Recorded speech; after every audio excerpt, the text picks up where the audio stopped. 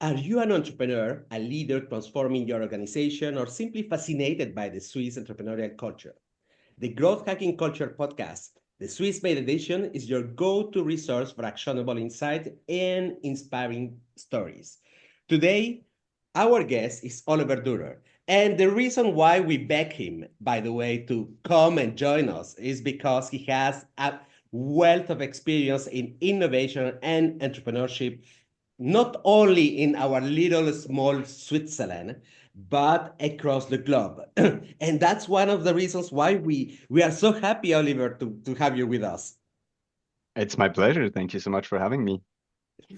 Listen, there is a lot of misunderstanding about Switzerland. You cannot believe how many cliches we have about Switzerland. And we wanted to understand already, how did you why did you start creating your company? What was the motivation? Because you have spent a lot of time working for big corporations on innovation, Mm. academics also, but why create a company in Switzerland? I guess I'll have to start a little bit earlier because my background is actually my dad used to be an entrepreneur, or I should say, he was a regular employee and would have been an intrapreneur, as you would say today.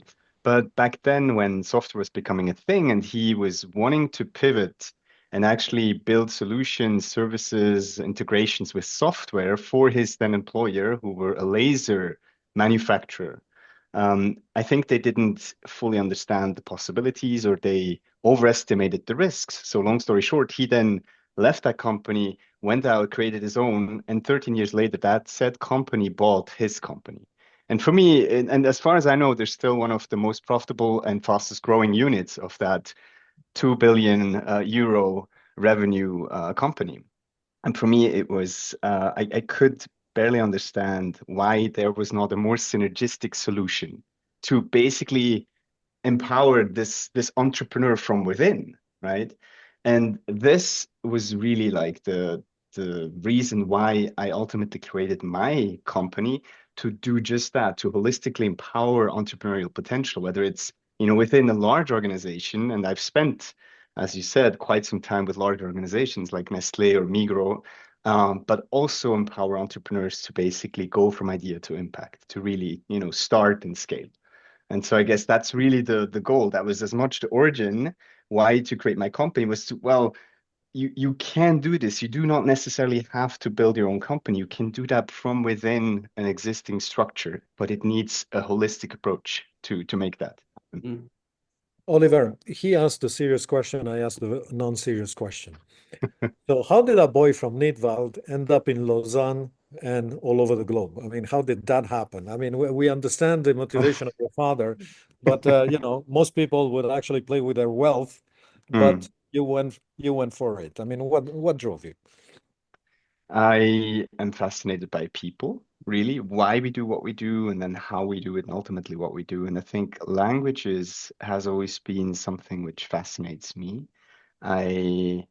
I'm lucky to pick up new languages fairly easily and to have, I believe, a fairly good level in foreign languages. But it's more than just the language, it's literally the worldview that it conveys.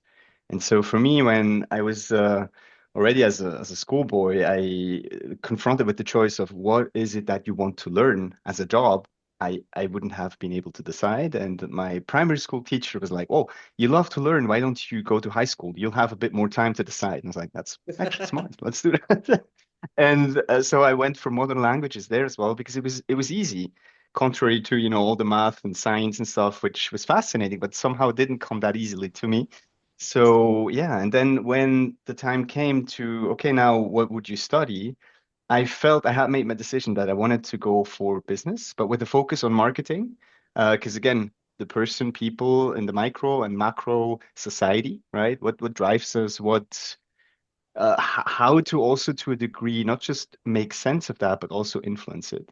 And Lausanne, and well, then it was of course St. Gallen or Lausanne. And I felt like, well, if I go, so quote unquote far away from home, might as well have the language in addition. So I guess I'm a little masochistic as well. And I went for Lausanne and haven't regretted it ever. It's been an amazing time. And yeah, I guess I love to build bridges and connect. Yeah. I want to add a little bit of context for our audience. So Switzerland is mainly the German-speaking side and the French-speaking side. We have different mentalities. I mean, if we have to summarize, it's almost like uh, to give a little bit of context, so that the only agreement that we may have between Swiss Germans and French-speaking people, it would be that we both hate people from Zurich and people from Geneva. That's something that we have in common. So you go around and you ask, who do you hate? These two guys. But well, the second thing would say it would be that we have in common is that nobody knows who is the president of Switzerland, right? Even I think ChatGPT doesn't know it yet. Who is the president of Switzerland? Now, that drives me to my question, and it is there more big differences on the way entrepreneurs start their businesses in Swiss German part versus the Swiss romande, the French speaking side? In terms of starting it, when you launch your company at the very beginning? Starting it and mentality. Is it different? Okay. I mean, I'm not sure I would sign that we hate everyone from Zurich and from Geneva, but where I agree with you, I guess it's a rural versus urban divide to a degree, and then of course there's the language divide in a way, right? And so when it comes to starting a company, I believe in Switzerland compared to, let's say, the US or especially Silicon Valley, we have more of a risk aversion, right? And we have also, to a degree, I can totally relate and understand that because we have accomplished quite a lot. We have some laurels that it's easy to rest on, right? And I think that, however, also on the other hand, makes it that there is not that much, literally not hunger, right? We're well off, everything is fine, relatively speaking. So there is not this hunger, this need, this drive of urgency really to solve, existential problems for us directly. I believe that is less present compared to other regions in the world, right? Especially having lived in Southeast Asia, that's a completely different thing. Everybody is trying to solve problems, trying to make it better for them, their peers, their communities, and so on and so forth. And I think that in Switzerland as a whole, generally speaking, is less the case. What I believe is the case, and we're extremely good, is technology. I mean, we have also an amazing educational system. The EPFL in Lausanne and the ETH Zurich are part of the best, universities in the world on the technical side. And so really the quality, I believe, of a spin-off companies from these schools is amazing. And that's the thing. I believe Switzerland in general, we are really good in terms of technology, in terms of inventing things, right? When it comes to innovation, and to me, the difference is you have an invention is like a product, a service, right? What makes it an innovation is when you have a scalable, sustainable business model around it that works. And I think that's where we still need to get better. And that's also what I'm trying to contribute to. And then between Swiss German and Swiss French part, I think Swiss Germans are the cliche of, and of course it's going to be, not representative perfectly, but the You can stop whole there. Swiss Just with cliche. precision, Yeah. the precision, the reliability, and all that is probably coming from this kind of more Swiss German, let's say, side. What I, however, really appreciate about the La Romandie is more of a relationship focus, more a focus on people and the interpersonal, right? And as often, I believe the combination of both is where the true strength lies. So, Oliver, what do you do?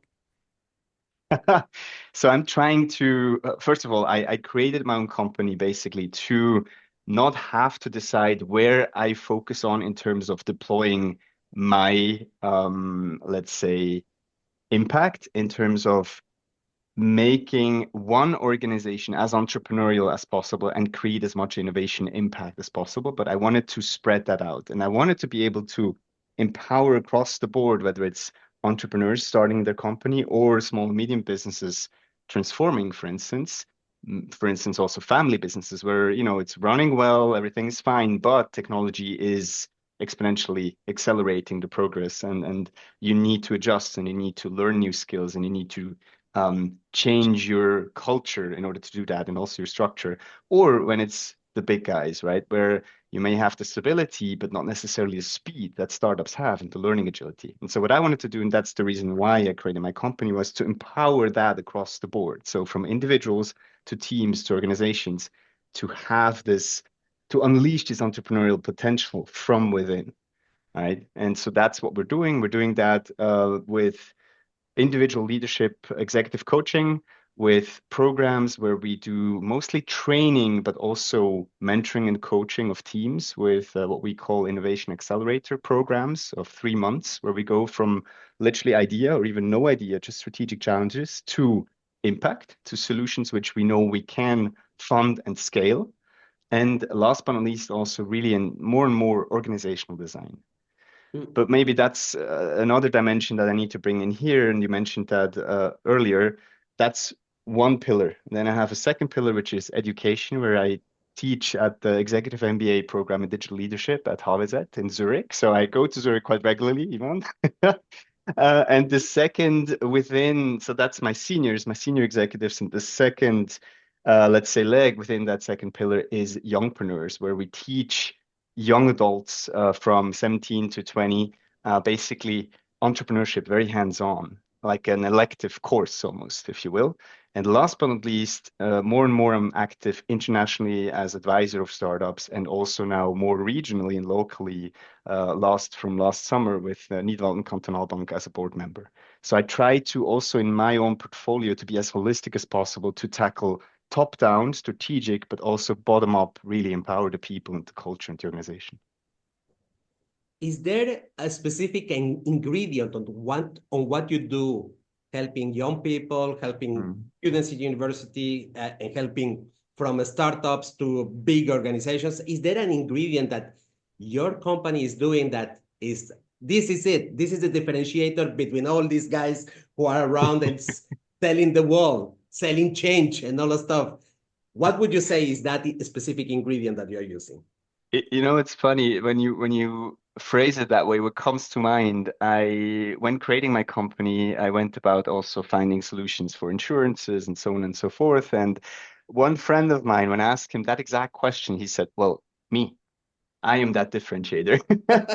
So in a way, I was like, that sounds a little cocky, but I think to be frank, it's not far off, because ultimately that's what it comes down to. It's what you see is what you get. So I work directly, personally with my clients, and also I'm officially the only employee of my company, which was a choice. So to me, it's more a lifestyle business. To me, it's about freedom and impact, freedom of choosing how I spend my time and who I work with, basically, to maximize the impact. And that is a key goal for me. I truly care about impact. I love, inspiring people and maybe give a keynote here and there. But what I ultimately want is to drive action and to create impact, and especially sustainable impact in a larger sense. And so I think that, at least I believe, is something that differentiates us or me. And then the second thing is it's my background, right? From family business, startups, large companies, different industries, different language regions, different areas in the world. But it's also then a network of specialists that are somewhat sometimes overlapping in their skills, in their strengths, but also complementary. So it's very much a fluid kind of ad hoc task force assembly that we then do, depending on the project, on the client's needs, and also the evolution of those needs. Michelle, you are the specialist of the tricky questions. Do we start asking him about himself, the pain? No, we can. We certainly can. I mean, obviously, he's a very outgoing person, and it seems contagious, because even the old fraternity of the Bank of Nidwald thinks, hey, he can add value. I mean, this is astonishing. You are playing on every board. Any regrets? Where are you going next? Okay, regrets. First of all, I like to not have regrets, and I don't have many. it's interesting because recently I was asked a similar question about if I regret not having succeeded my dad when he then retired and was looking for a succession plan or a succession solution. And back then, I was still living in Lausanne. I could not have imagined coming back to central Switzerland, to where we literally live now, back to my very roots. Back then, that was not, I couldn't imagine that. I couldn't fathom it. I was more like, I'm going to be somewhere in Asia, somewhere, anywhere in the world, but not in central Switzerland, for one. And the second was, I didn't feel like being in the potential sandwich, quote unquote, between, the patron and owner, the family business. And actually, it so happens that quite a few of the employees are friends of mine. So I was like, maybe not really good idea to mix friendship and business. To be frank, I think this is another driver of what led me then to create SwissLeap and what makes me want to foster this, entrepreneurial potential, whether it's with people or organizations, is coming from that side. It's almost as if in a good way, I want to compensate for that because I did not do it with our family business. My dad was, I remember he was telling me, yeah, I know we could do 10x this, 10x that, and you're happy. Like, I'm happy to hand over. And even the board was in agreement, and the minority shareholders of his former company were also in agreement. And ultimately, it was my decision not to go for that. And I think in a good way, I'm still in a way compensating, quote unquote. I'm still using that fuel to drive others to be able to really have success and fulfillment balance. So that's the regret part, and actually That's the regret part. you're probably compensating because now you live a meter away from him, right? In the same house almost. Exactly. Exactly. Now we're in the sandwich. We built a generational home from a 2-story single family home. We now have a 4-story, 3-family and 3-generation home. And it's That literally where I grew up. So yeah. that's absolutely wonderful. So where are you going after this? I mean, you are Mhm. quite successful in creating a business that is actually your reputation, your skills, your contacts, your network, Mhm. appealing to experts once in a while when you have a big project. Where are you taking it next? It's really interesting because I feel like and that's the beauty of it, it's organically unfolding. Currently, it's not nothing is signed or anything, but it seems like I will be, let's call it pulled back or brought back to Southeast Asia once again in terms of collaborations, in terms of projects, which I'm really excited about. I hope to be able to tell and say more about that soon. And the other thing is, I'm very happy with the third pillar that I was mentioning, which is now this building bridges as well between the international startups and the more, let's say, SMB and local companies on boards. And that's something I'm really excited to develop further. It's really something where I realize that there's a lot of impact that I feel like I can generate. And you mentioned Nidwalden Kantonalbank. It's really exciting to be part of such a, traditional institution and to basically do evolution, not revolution, but to sense the openness and the willingness to evolve, even for such a traditional institution is actually really exciting to me. You talk And a that lot about, sorry, Ivan. You talk a lot about Hmm. impact, Hmm. bridges. Tell us more. I mean, what is impact? Impact to me can be on several levels. It's ultimately comes down to making a difference. Really, how can I, through my work, at the end of the day, for myself, say, okay, this action led to this result? Like, can I somewhat, and not necessarily quantitatively, but can I qualitatively feel that I've made a difference in this person's or this team's life or in this organization's effectiveness or even efficiency? And what I'm really going for in the impact sense of the term is really, okay, is this sustainable? Does this have a positive impact on society, positive ideally impact on, the planet, on our environment as well? Because I truly believe, I mean, there is no planet B, right? We might be able to live on, I don't know where, we haven't explored all the galaxies and so on and so forth. But there's just no point in just growth for growth's sake. It has to be sustainable. And that's why I'm really excited about topics like health, also mental health, environmental topics like circular economy, and so on and so forth. And Yeah. I choose, that goes back to my definition of impact and my freedom. I choose to work with organizations and clients where we align in terms of those values. And if we don't, then then there's someone else better suited to work with them. Oliver, you have just mentioned my favorite topic, mental health, Hmm. which makes me ask you. So, if somebody was going to start an entrepreneurial journey, what would be the tips, the personal tips that you would advices that you will tell that person, not about business, but about Hmm. themselves? What does it take to be an entrepreneur and be like us? Hmm.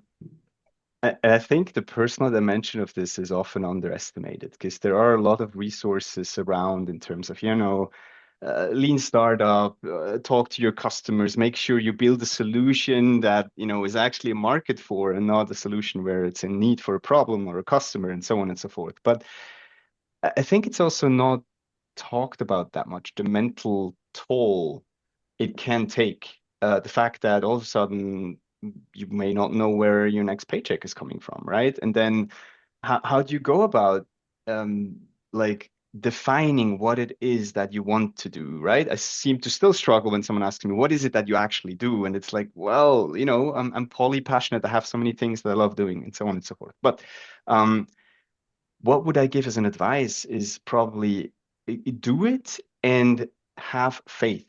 Don't like too much second guess. I guess you really need to create this sort of parallel reality and this conviction of yours that it is going to be okay. But I think the openness to accept that life is what's happening while you're busy making other plans, I think that is the key. And the second one is really, and I still take this as a at least weekly reminder, is something called the Serenity Prayer. I don't know if you've heard of that. Probably. The give me the serenity to accept the things that I cannot change, the courage or strength to change the things that I can change, and the wisdom to tell the difference. And I think that last part there, that's such a key. So really to define where is my sphere of control and focus on that versus my sphere of concern where you just cannot control. It's going to happen either way, whether or not you do something about it. And then in between, there's the sphere of influence, right?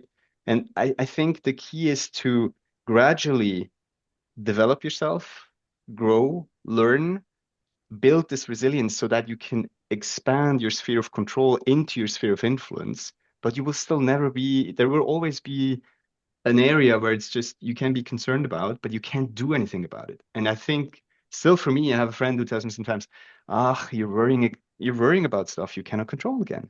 I'm like, right, thanks. So this, I think these they make a huge impact on whether you're going for the distance and you're actually pulling through with it, or you feel for whatever reason that's not happening, it's not working for me. Oliver, Hmm. other than your dad, Hmm. who inspired you? Well, I'm a huge fan of quotes, and the reason for that is that I love inspiring mindsets. And to answer your question, there are a few that come to mind. Winston Churchill Gandhi. being one of them, right? Well, yeah, actually. He's Well, the it king of the depends. I quotes. mean, yes, but on the quote sense and mindset, yes, but then the historical context, I guess that's a different topic. But yeah, but Gandhi actually came to mind. That's another one of my favorite quotes, especially about learning, Mhm. right? He said, "Live, no, learn. What was it? Live as if you were to die tomorrow. Learn as if you were to live forever." And Yeah. that I think is also something where it's always, what do they say when you how do you learn to make good decisions from making bad decisions?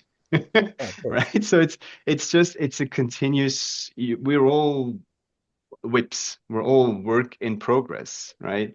And just the fact that learning first and developing yourself first, I think is key. And also to not be under the illusion that we're somewhat separated, but actually realize how connected we are, really. We were mentioning the, Swiss Romand, the Swiss German side, or whether it's Switzerland and anywhere. I mean, yeah, quantum physics show that there is an absolute connection there and that we are connected. But back So to inspiration. Yeah, sorry. no, you did pay attention in physics, I see. It's interesting because the everything related to, let's say, numbers at first was like a red flag for me, even to a degree almost traumatizing. And the more I was progressing on a professional level and had my own P&Ls that I managed, et cetera, my team then were like, but you're eating numbers. Tu bouffes du chiffre.